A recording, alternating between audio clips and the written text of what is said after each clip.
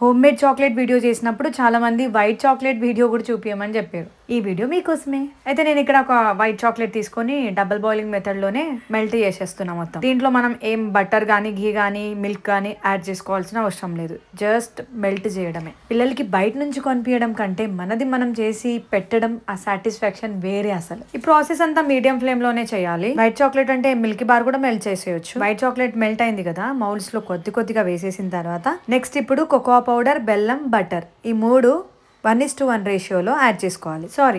Melt చేసుకోవాలి. Melt అయిన దాన్ని ఈ వైట్ చాక్లెట్ మీద వేసేసుకోవాలి. ఫ్రిడ్జ్ లో పెట్టి ఒక 5 to 6 అవర్స్ తర్వాత డిమోల్డ్ చేసేయాలి. ఈ 2 కాంబినేషన్ చాక్లెట్ నేను చేసిన ఇంత మంచిగా వచ్చిందా అని చెప్పి నా హ్యాపీనెస్ పీక్స్ లోకి వెళ్ళిపోయింది. మీరు కూడా ట్రై చేయండి, మీ పిల్లలకి పెట్టండి, ఫుల్ హ్యాపీ అవుతారు. తల్లి బర్త్డే బ్లాగ్ లో పెడతా.